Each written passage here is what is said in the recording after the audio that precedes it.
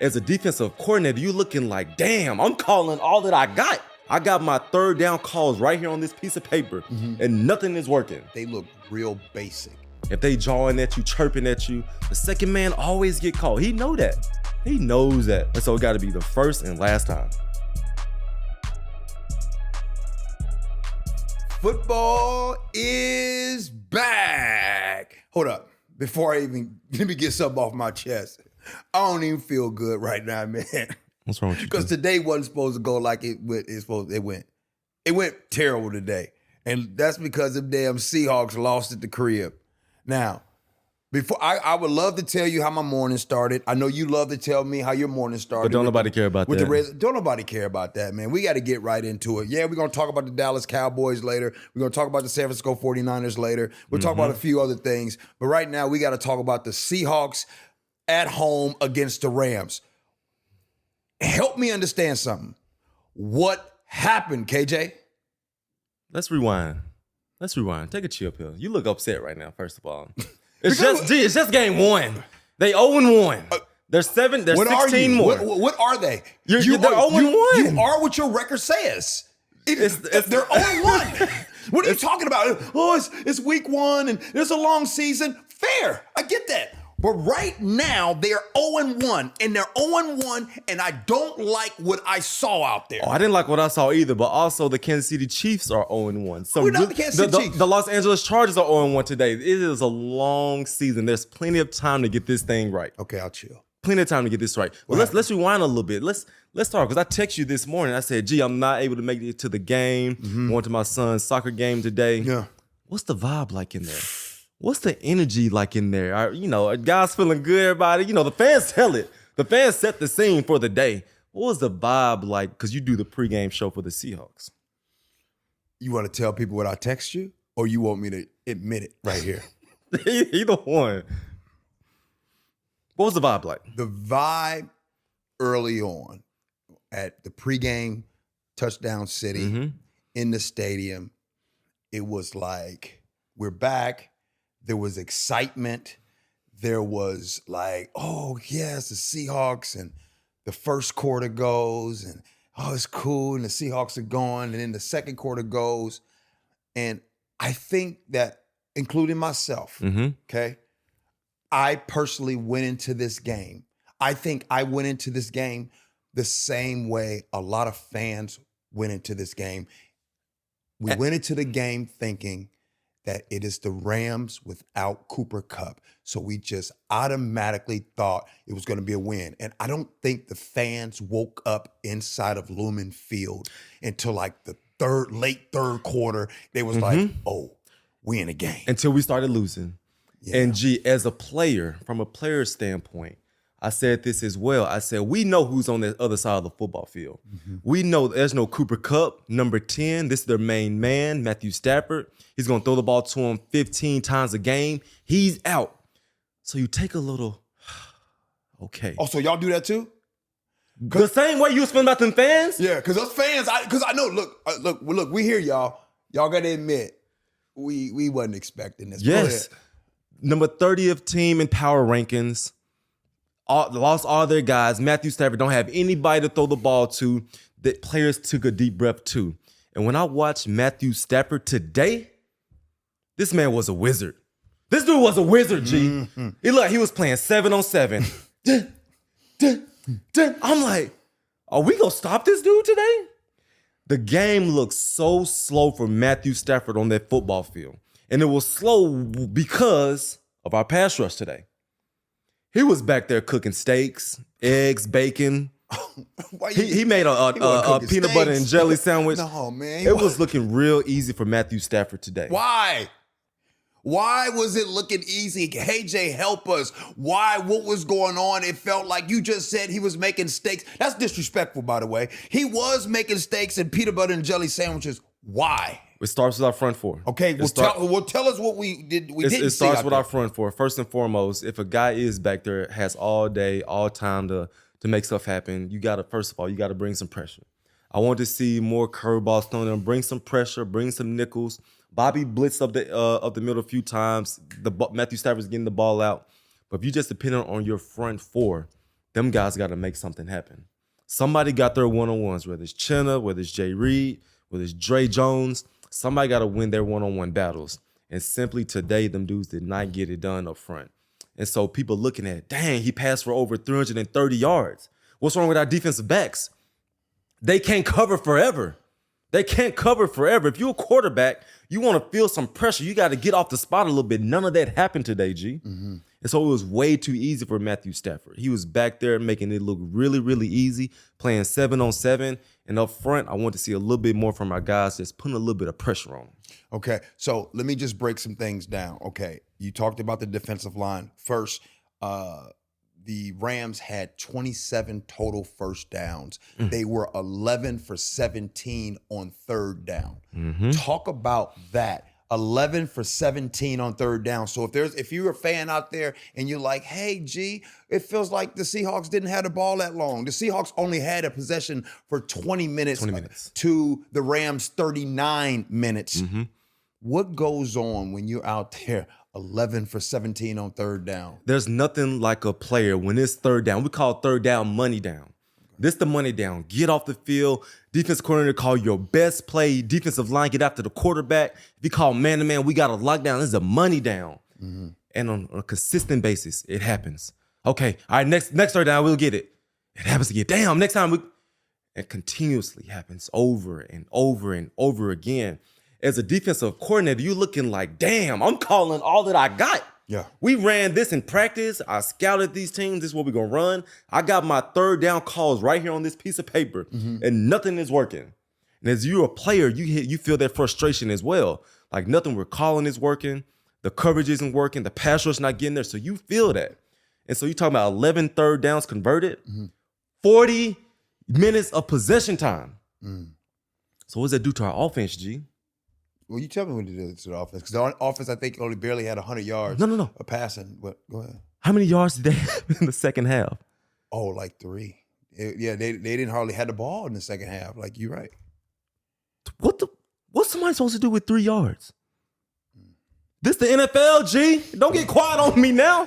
No. Kenneth Walker can give me 4 yards. At that point, it just felt like the energy. You asked me about the energy in the stadium. The third quarter, the energy was up and it was hype. Beginning of the fourth quarter, the energy was up.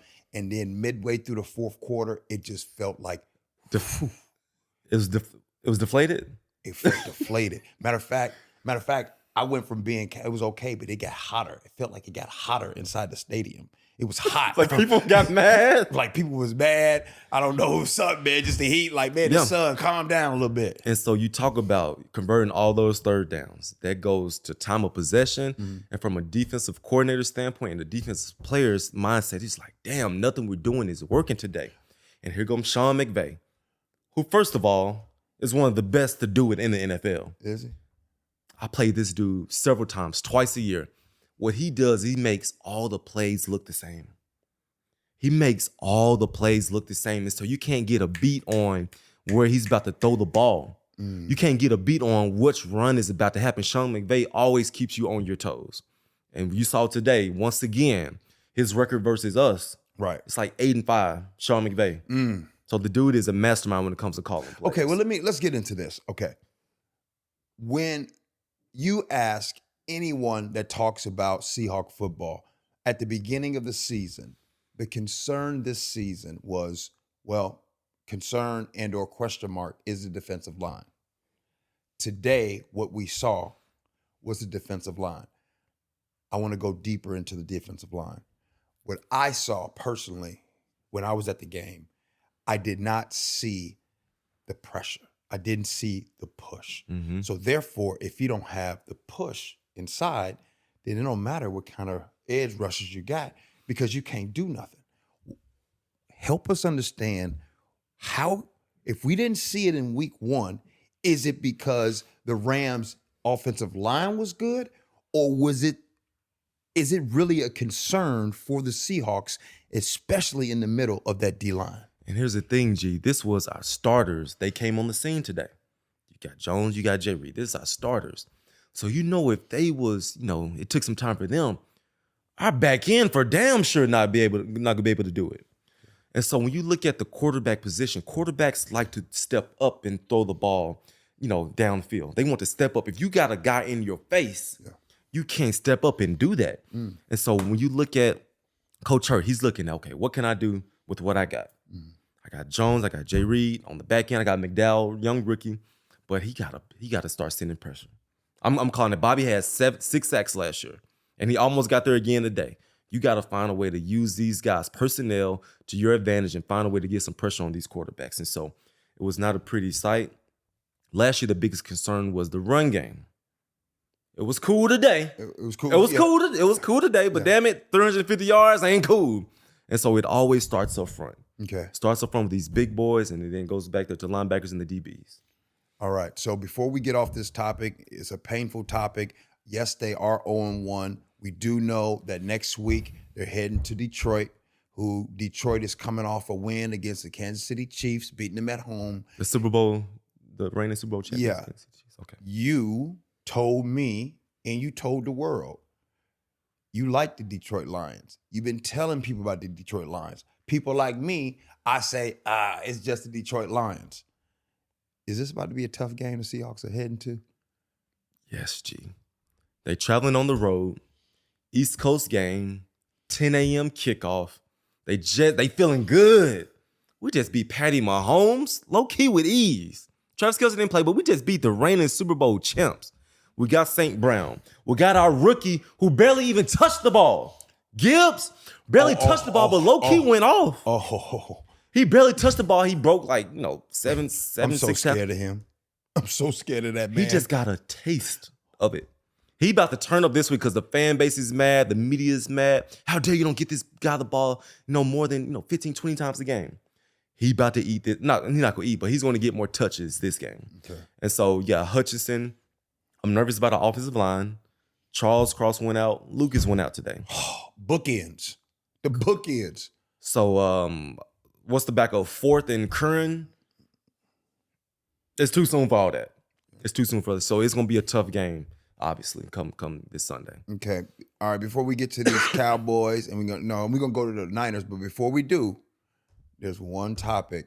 I was gonna leave this topic, but I can't. I like DK Metcalf. I do too. I want to be clear. I like DK. I like the dude. Matter of fact, DK, if you watching, I love you, DK. I really do. Got a mad love for you. Man, why DK always be getting flags, man? Personal fouls, bruh. Unsportsmanlike conduct. Unsportsmanlike, man. DK, I love you, bruh. But it's starting to become habitual, bruh. And the thing with it becoming habitual is that it's a conscious decision. So how do you stop that? Every player we're put in that position. Do I choose right or do I choose left? What do I choose to do? And when you continue to I'm going to do this, draw these 15 yards, because who's making something happen on that drive? Who's making something happen? I'm going to do this. It becomes like I'm making this about me. This isn't about the other 52 guys on this football team. I'm making this my moment. Right? Okay. And so, first and foremost, you ask the question, how does it stop? How does it stop? It stops when you address it. When you address it from the top down, hey, cut this out. Hey, don't let this happen again. Hey, DK, we need you, bro. This 15 yards, but we can't. Hey, do this for me. This from teammate, brother to brother. Do this for me. When Richard Sherman came to me, when Cam Chancellor came to me, I need you for me right now. That's where it comes when you put your boys before your own personal desires. Can you remember any specific stories in the past when you played where it was like guys getting hey man? Do you not remember when Richard Sherman went off when we played the Atlanta Falcons, just lost his damn mind? Yes. Do you not remember that? That's right. Oh, yes, I do. And what happened? We love you, Sherm. And who was in his face? Bobby was in his face. Cam Chancellor was in his face. Hey, calm down. bro, relax. We got to do this together. Let's win this ball game. If you losing your mind, if you doing this and you frustrated, we not winning this football game. It got to come from the brothers. But it really got to come from position coach, head coach. Hey, come on, man. Make this your only one. Because 15 yards, it's a decision. Roughing the passers happen, holdings happen, offsides happen. But stuff like that, come on now. Okay, before we get off this topic, but answer this though. Do you listen more when you make less? Or do you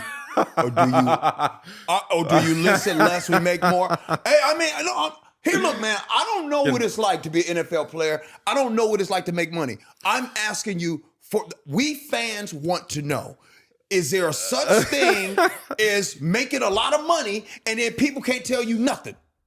In the great words of Kanye West, wait till I get my money. You can't tell me nothing.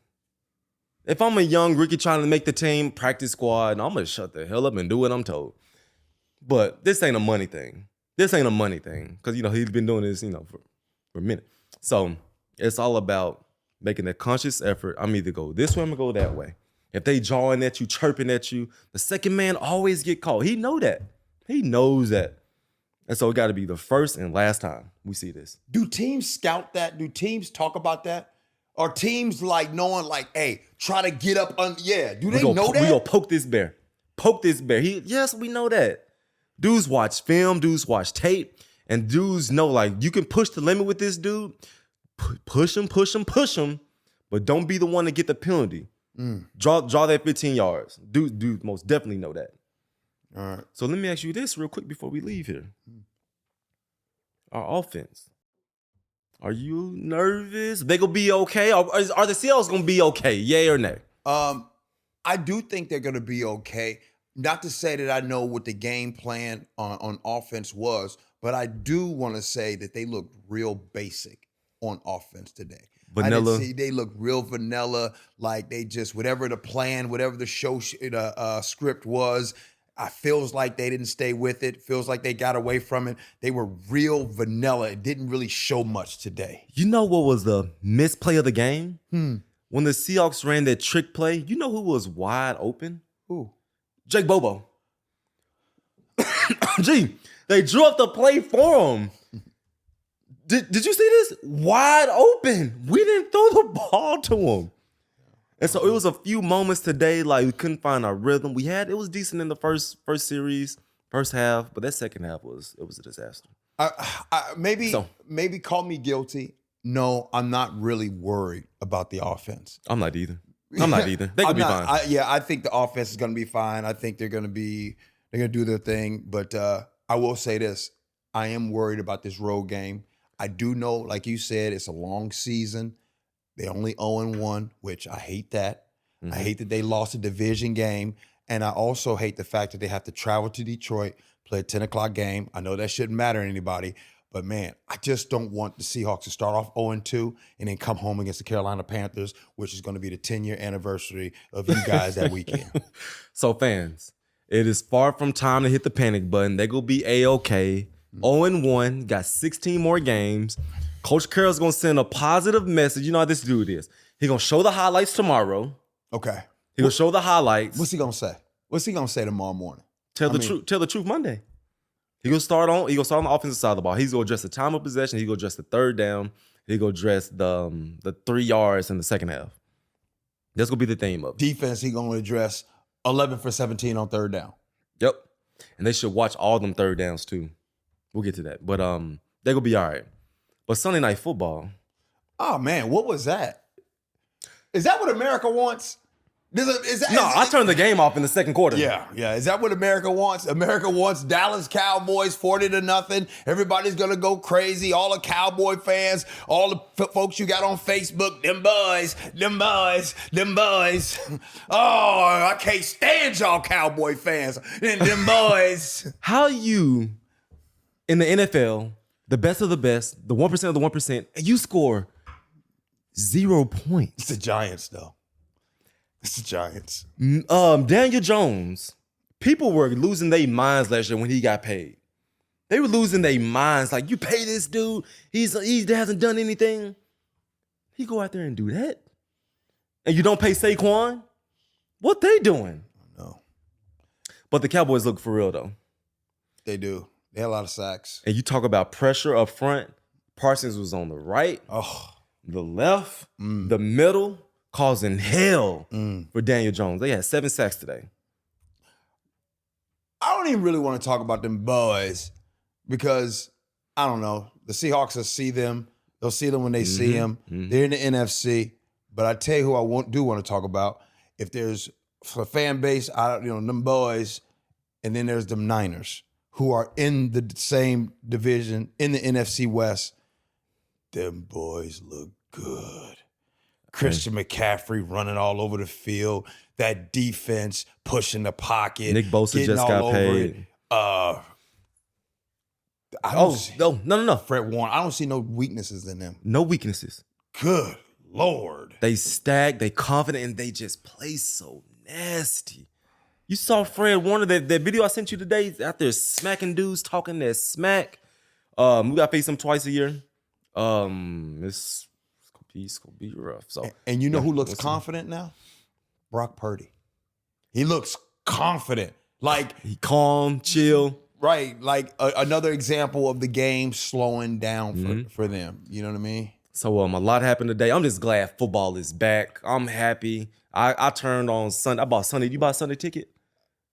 You spent $400 on NFL Red Zone? Is that how much it costs? Oh, yeah. I got it, but I didn't know how much it cost. Oh, yeah. I spent $400. Watched some games. I'm just glad football is back. So we'll see what happens next week. No, well, hold on. Before we get to next week, we can't leave out of here. We talked to Seahawks. We didn't talk about them boys, and we talked about the Niners. But, man, one person is changing the landscape of college football. One person. Wait, let me just say it first. I doubted him. I don't know why I did, but I doubted him. I doubted Dion Sanders. I doubted what he would do in Colorado. I doubted that he would just go there and just get some transfers and just turn things around. I thought it was all a bunch of hype, but I should have known. This dude is basically, you know what he reminds me of? And I don't know, you know better than me. Dion Sanders right now reminds me of what Pete Carroll has done. When he comes in and he empowers his guys and he makes them believe. They are 2-0, and I think right now them boys are going to sleep at night thinking, laying in bed like, I am good. Yes. And he don't got no handcuffs on him. I see Travis, he got his own podcast, talking, letting it be known. His son, Shadur Sanders, talking in the media, he let these dudes be free. He changing the culture. He had the team president up there dancing. You and see him dance? The old lady, 82, 92 years old, up there dancing. Sold out crowd. Shannon Sharp, Stephen A. Smith took a PJ to Boulder, Colorado.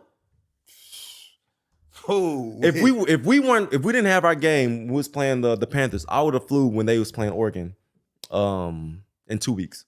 I would have bought a $1,000 ticket just to go see them dudes in person. I love what I see. I do love what I see. I don't know, man. I just didn't think that they would be able to do it because look, the first game was against TCU, in which whatever about rankings, we know that they were in the national championship game last year. Okay, they got there, and then this year, I don't know. I don't be going in the rankings, but you still saw them barely squeak that win out down there. Tough win, real hot down there. Gave up 40-something points, and then they come home to play against. No matter what anybody says, I don't care, Nebraska, whatever. That's still, there used to be a rivalry right there, Colorado, Nebraska, and they win that game. And now they're 2-0, and now they got everybody talking about Colorado. I just didn't think, I thought it'd take a couple years. Do they play Ohio State this year? Colorado, no. They play Michigan? No. They do the whole Pac-12 schedule right now. They in the Pac-12? Yeah, they're in the Pac-12. Then they're going to go back. Colorado's going to go to the Big 12. Got it. They still play the Pac-12 schedule. I think that Big Ten stuff. Yeah. Okay. Yeah. Then Big Ten have the other teams over there. If they beat Oregon, then them dudes for real. But at this point, I think that they've done enough. Like they've it's 2 games, man. They ain't did enough. It's 2 games. No. I'm not saying they've done enough to like any kind of national championship. I'm saying they've done enough to have the shift. They've done enough to have families around the country that have sophomores and juniors thinking about going to Colorado. Wasn't nobody thinking about going to Colorado a year ago? They about to have this transfer portal and these incoming freshmen coming in. Dion, I give him about 4 years and he gone. 4 years and he gone. No, let me ask you this. No. This is what I'm ready for. 4 years and get up out of there. No, when you say 4 years, get up out of there. Oh, yeah. This is what I'm ready for. I'm ready for these NFL owners to see stuff like that and be like, the same way they came and got Pete. Come on. Come get that. Go get that. Come bring the culture to this organization. Wait, wow, wait, did I say something wrong? Wait, whoa. Why you look uneasy? Why you look uneasy for an NFL franchise to go grab Dion and say, Dion, bring that here? That's what Pete did. Pete came to Seattle and made folks believers. You telling me to settle down? Pump the brakes. That man won 2 national championships. That man controlled college football. It's 2 games, G. Fair. I'm not, that's fair. What I'm saying is you act like Dion Sanders was with the 49ers, won. Was with the Dallas Cowboys, won. You know who he was with? Your position coach, Ken Norton Jr. You act like Dion Sanders ain't never been no winner. Yeah, this dude's been a winner. Literally everywhere he goes, he wins. And I'm the one that bet against this dude. And here he is winning again. So you say pump your brakes. What does Dion have to do? Look, he got to get through a college season. Look, man, I've been doubting the dude. I doubted him this year, and I was a fool for that. I'm not down that he can't be successful in Colorado. And by the way, a lot of these organizations be giving head coaches all this money, ain't never done nothing. What's my man name that was in Arizona? Kingsbury or whatever. Kingsbury. You on to something? Let me chill. What did that dude do when they gave him money? He got fired from Texas Tech, went to USC, didn't even really come, and then just, okay, let me go ahead and just go be the head coach of Arizona. They brought Chip Kelly in. So don't even go with this pump your brakes. You're right. That's on me. Fair. That's on me. Ooh, I feel good. I won that one. That's on me. But yeah, man. Football is back. Football is back. So Seahawks gonna be okay? They're gonna be all right.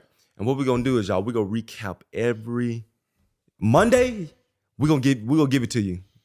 Because we saw it, we felt this, so our energy is high, so we'll give it to you all the way real. We'll see y'all next week.